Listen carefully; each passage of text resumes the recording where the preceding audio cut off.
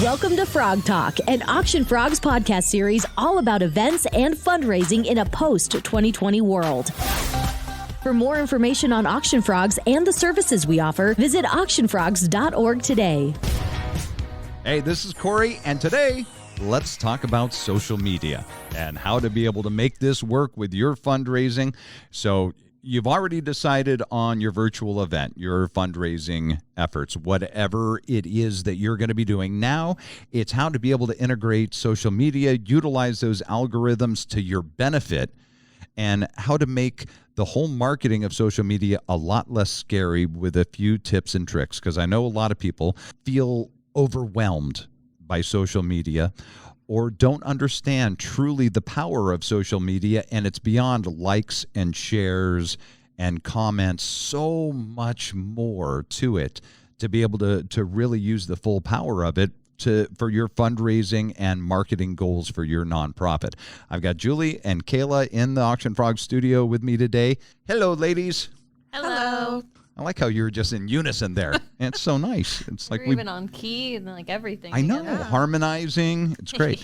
We'll start our own Auction Frogs band soon. But right now, we're talking about the social media integration and the best practices on how to be able to get your message out to your donor base and to expand that donor base, even if you don't have a lot of experience with social media. For a lot of people, they don't know how to make content, and that's definitely, in my mind, one of the harder parts of social media and one of the more time-consuming pieces of it. But luckily, these days, there's a lot of resources out there that are either free or very cost-effective that you can use. Some that come to my mind are Canva, Adobe Spark. Do you have any, Julie, that you would recommend? I love both of those platforms, Canva and Adobe Spark. I would definitely encourage anyone who doesn't have a background in graphic design to go ahead and use those templates that they provide, because they're beautiful, super easy, and super quick to just turn into your own brand's type of graphic. One that I really liked for animated type of graphics was Crello, Crello. I can't remember if they had a free subscription or if they're completely paid, but they're another great resource to check out.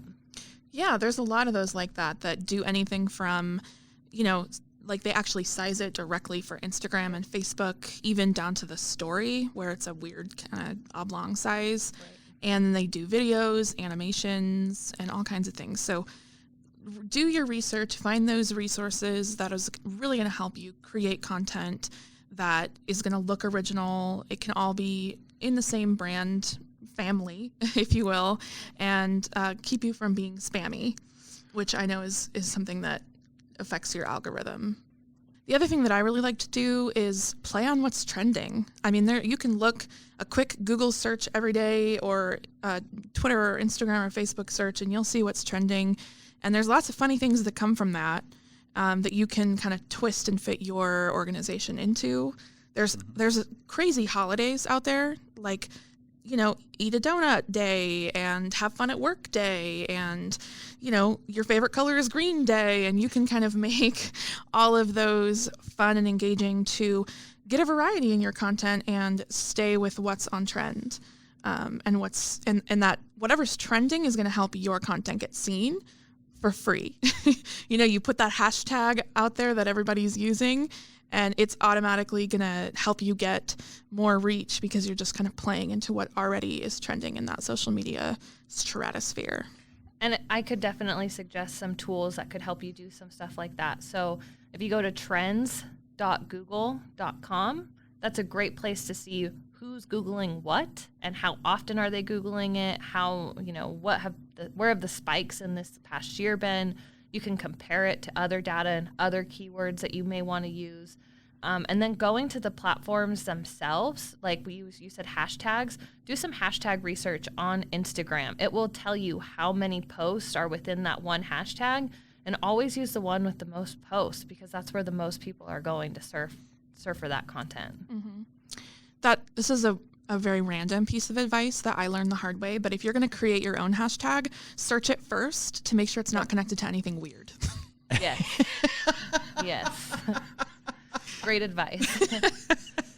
I mean, a lot of this is research, right? Looking at what other people are posting, looking at what people are liking, what's trending, what's going viral, what you like, what you don't like, what you think fits you, what you don't. I like the throwing spaghetti at a wall analogy, because that's really what it is, especially when you're first starting out, or if you notice kind of a plateau, just start throwing more spaghetti at the wall and see what's working or what will work for you, because Facebook and all the social media platforms are constantly reinventing themselves, and you kind of have to do the same thing when you look at your social media presence to make sure that you're staying relevant and seen.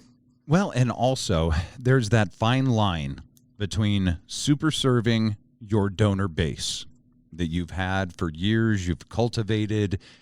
You've got this warm audience that is ready to do to your marching orders of what you need for your cause. They are there for you, and they're going to do it.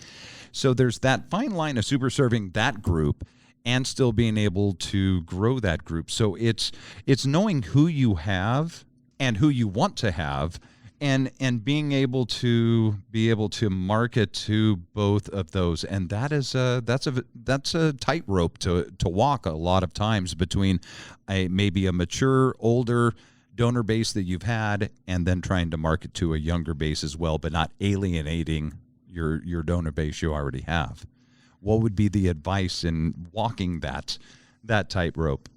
The way I look at it, you have your donor base now that is financially able to provide donations and things like that. But that's an aging donor base. You want to pull in the next generation of donors. Now, they may not yet be able to financially support your organization, but if you bring them in and involve them in other ways and get them to be loyal and support you in the ways that they can now, once they do become financially able to give, they're gonna give to you.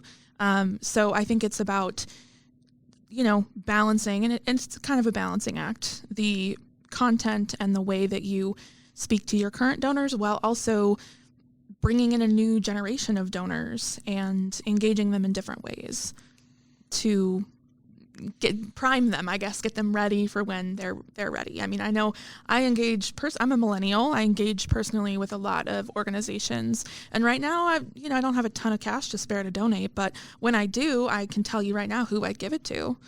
So it's just kind of that balancing act. I totally agree. And another thing that you can do when it comes to social media and creating content is segment your audience. An old marketing trick is to create those customer profiles. So maybe you have the millennial donor who, Kayla is your target market in that space. And so when you're creating that content, write to Kayla. Don't write to Jim from some other, marketing profile. Be really specific with who those people are, what that profile looks like, as far as age, income, all of that good stuff. Just lay it all out and write to them. Mm-hmm. That was a trick in radio that we always did in talking about the audience, who we were talking to, and we would do this on a regular basis. And this takes you beyond just the social media marketing. It's really a good exercise to do with you and your staff always. On a regular basis, once a quarter, whatever, and sit around.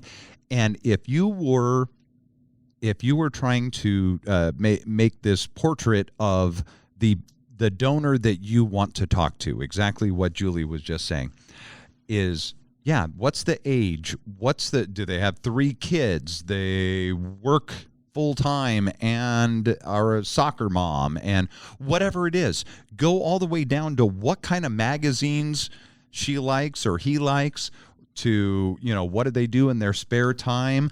All of those things, every single little detail. And what that does, and it doesn't mean that that's the only person that is going to be your donor, but it gives you someone, as Julia was saying, to talk to focus on. That is the person. And then there's all these layers of people around that.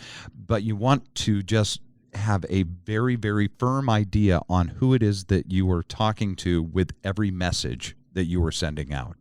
Absolutely. And it might be a couple people. You might have, your target market, your perfect person to be a volunteer, and that's who you talk to when you craft those volunteer posts. And then you have your donors. And, I would suggest when you're creating these to also go back and look at your data.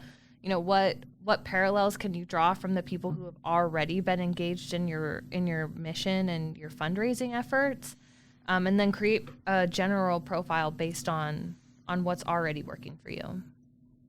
And don't forget about the people who your organization helps, because those people, hopefully, when all goes well, will turn around and become donors and supporters in their own right later. Most of the really big or really active donors that I've met are people who were going through programs with the organization, 10 years back and want to give back now that they're in a better position to do so. So, definitely putting that content out there and letting people know what you're there to do and how you can help them is another good thing to do. What's the 3 biggest no-nos for social media marketing? From personal experiences in either, posts that I've made and regretted, or posts that I've seen other people make. And also regretted. And also regretted on their behalf. Hopefully regretted. Yeah. Don't be controversial. You risk alienating people. Mm-hmm. Yes, you're a human person behind the organization, but that doesn't mean that your organization can or should share your individual views. Because you're serving a larger community, you don't want to alienate anyone by being too controversial. The comments section, be nice, be polite, don't get defensive, don't start arguments. And if you see other people getting, hostile in the comments section, don't engage. Instead, I would block or remove those things if you can, because that's not the energy that you want on your social media page. Mm-hmm. And I think, and this is more of a do than a don't, but be consistent. Post consistently. That doesn't mean you have to post every day, but try not to drop off the face of the planet for 2 months and then start again, because you're going to lose momentum, and it's kind of hard to pick that back up once you've put it down. So don't be inconsistent. Okay. All right, Julie, your 3 no-nos. All right. So I think one of the biggest no-nos, and I know that I've mentioned this a lot, but I think it's worth just reiterating to everyone, is to not just continue doing something that isn't working for you. Really evaluate what is and what isn't working for you, whether that's on a monthly basis or maybe that's every other month or quarterly, whatever that looks like for you, because that's also something that you have to be consistent with. But constantly evaluate and constantly improve that content. Let's see. A second no. I definitely agree with Kayla that, don't be inconsistent. Always show up. But don't be afraid to make that look different, to show up in different ways. Maybe that's live videos. Maybe that's, graphics or just regular videos that you're uploading. Yeah, being consistent doesn't mean doing the same thing. Right. It just means doing something. 100%. And I think being consistent while also changing up strategies, trying new things, and giving people a variety is like the absolute right thing to do in the sweet spot where you want to live. Okay, now, what are the things that you absolutely should do? And I think I've heard from both Kayla and Julie, be consistent. So now we can take the other side of that. Don't be inconsistent. So that moves it right over in the make sure you're consistent. I think we've hit enough on that. What are the 3 other things? And I know there's a ton of things, but just that if we were going to take it down to just 3 things that every nonprofit should think about and should do and integrate into their social media marketing, what are those 3 things? Try to make your own graphics as much as possible. When I see people recycling graphics or taking, stock photos or things off the internet, it loses some authenticity in my mind. Mm-hmm. So try to make your own graphics and make sure that they're high quality. The last thing you want to do is put out a really nice post that's super blurry and pixelated. And again, with all the free tools available to you, you shouldn't have to spend a lot of money or a lot of time to accomplish that, but just put the energy into it. Well, and remember that you are trying to raise money. So the last thing you want to do is get sued because you're using a photo a whatever that you don't have the rights. Just because it's out there on the internet, and everyone should know this, but not everyone does, just because it's out there doesn't mean that you can utilize it for your purposes for marketing. And trust me, I have seen this go really poorly for different organizations that have very innocently utilized, verbiage or photo or something that they found on the internet, thought they were free and clear. They weren't, and they got sued for a lot of money and a lot of time. Neither one of those things do you want to mess with, so avoid that. Anyways, so the other things to make sure you do. So another do point that I would make is engagement, and not just responding to comments or engagement that you're getting on your post, but engage first. Go on Instagram and find a hashtag that's really relevant to your brand or your mission, and then go start liking and commenting on those posts as the organization. On Facebook, go join groups that are relevant to your mission as well, and engage as a page, not as your personal profile. That'll not only benefit your page as far as the engagement that you're getting, but it will benefit the way that the algorithms view your pages and your accounts. Mm-hmm. Yeah, make sure that it's not just one-sided. Exactly. That you are actually utilizing the platform for what it's intended for.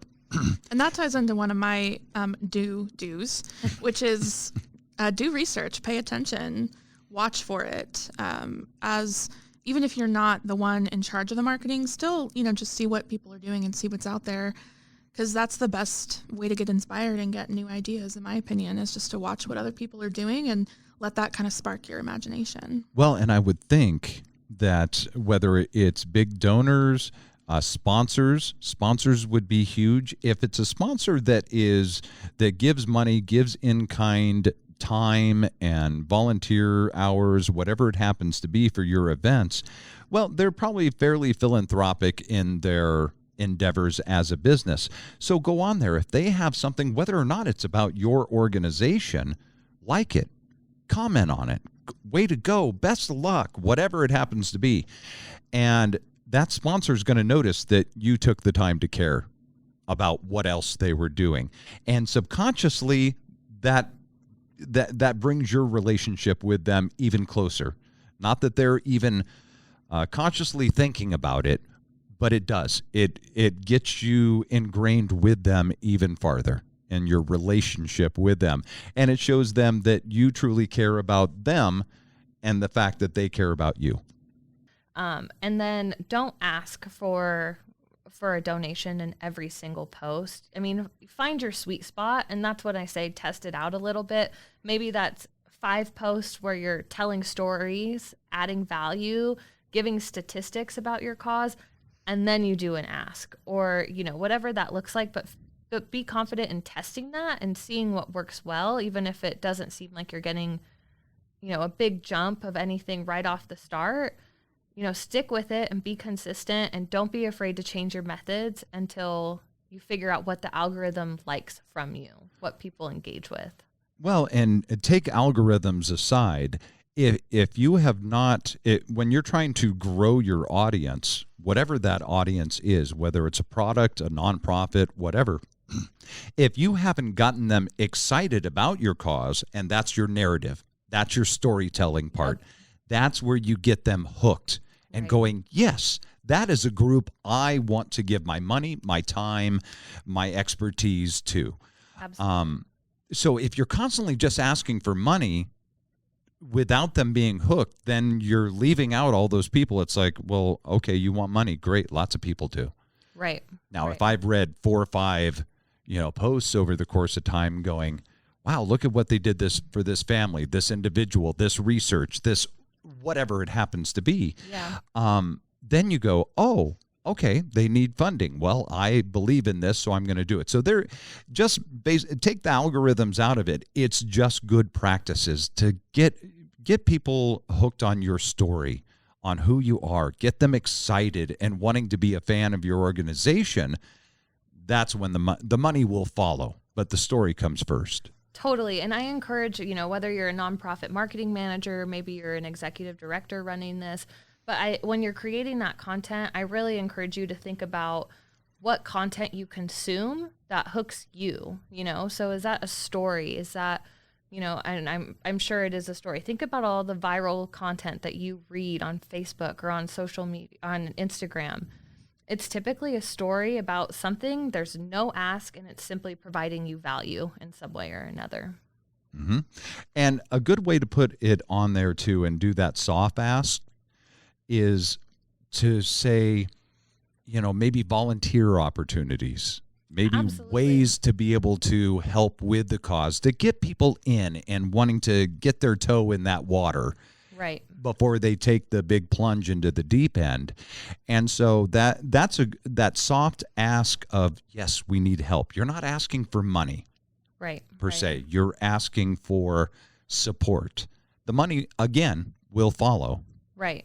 Yeah, definitely providing all of the ways that someone can give to your organization, whether that's their time, their talent, and then in often cases it's their money. So just really, identifying those and giving people options. Now, Kayla, another way to be able to utilize the social media, and a huge way to be able to utilize this, and we've talked about it before, is in your post event. Now, again, whether that's golf tournament, virtual event, whatever it happens to be, video vignette packages, after that is over with, but especially for the virtual events, being able to utilize social media to then further the reach of what you just did.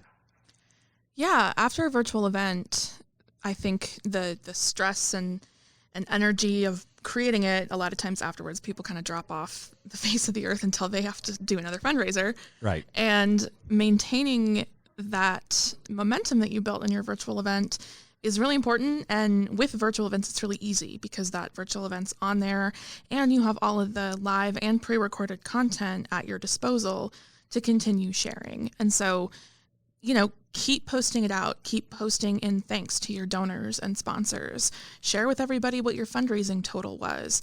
And throughout the year, share with people what their money has helped you accomplish, so that people can stay engaged. Yes. And get excited for you and with you along your journey. So I think that's really important in the post-event, not just the few weeks after your event, but the whole year or 6 months between your fundraisers. Well, and you just hit on a huge point that I am always a big advocate for. Tell your audience where their money went. People want to know. And so not just once a year at a gala event or virtual event or whatever, give them that. We have this platform. It's free. Put it out there to be able to say to all of your donor base, look where your money went. Thank you. Your generosity allowed us to do A, B, C, D. And it was because of you. Those little things of just a photo of the renovations of the building, or kids or families that were benefited from their generosity. Any of those type of things continue to keep people engaged with your cause, because you're telling them they matter. And I think that's one of the biggest things any donor wants to know, any individual wants to know, is that they matter. And so by just a simple way of a photo and a post a few times a year going, hey, look, we continue to keep growing. If it's a renovation project for a school or something like that, tell them all the time.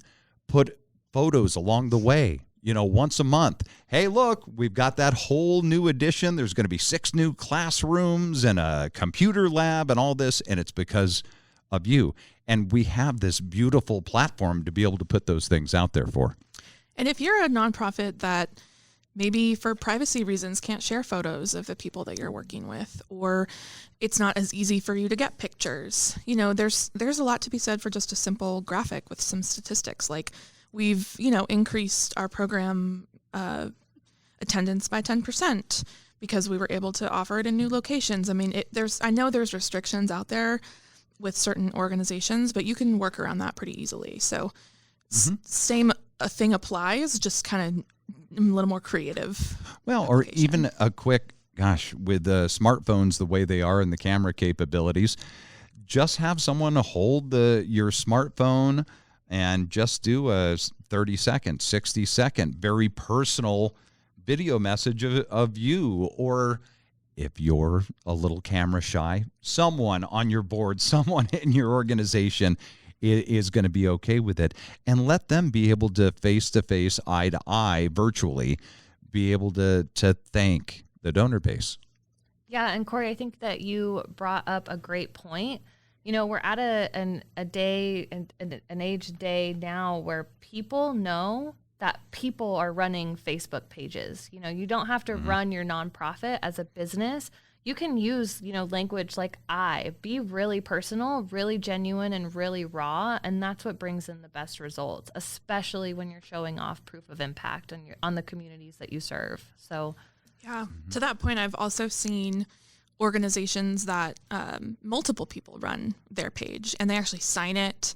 They label their blog post who it was written by. They sign or tag, whoever wrote the Facebook post in the post, and it puts a face, multiple faces and personalities, and allows people to get to know you as if you are a person.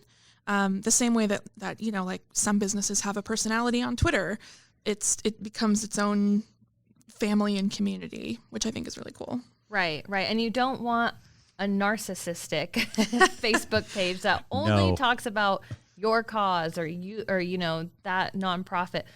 Bring light to the community that you do serve in some way or another. I encourage you to make the story about you when it's applicable and when it should be, but also realize your opportunity to shine that spotlight on someone or something else.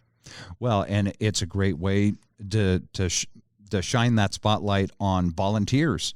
Maybe once a month you highlight a different volunteer and brag about them, about how great they are. Spotlight a sponsor. Someone, a business or whatever that has been a huge supporter, spotlight them. And then, yes, if you, unless it's a situation like Kayla was talking about where it's not safe, it's not okay to be able to put out images or whatever of the client base that is being served by your nonprofit, as long as that's okay, then spotlight those families, spotlight those kids, spotlight whatever it happens to be, because those are, again, the reason why people are giving their money, giving their time, is for the end result. They want to see, again, it comes back to, like we were talking about, where their money went. They want to know that it's actually making a difference. And now I think more than ever before, times are tough. Money's a little tighter. So there's not as many slices of that pie to be able to go around. So people are very selective of who they're giving their time and their money to.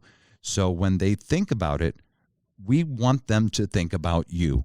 That's why we're here, is to help you in every single aspect of your fundraising.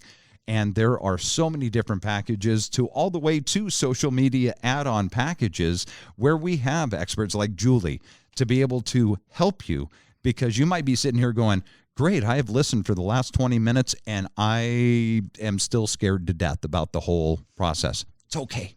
That's why we're here. Give us a call. We want to be able to help. Thank you for joining us for this episode of Frog Talk, an Auction Frogs podcast series all about events and fundraising in a post-2020 world. For more information on Auction Frogs and the services we offer, visit auctionfrogs.org today.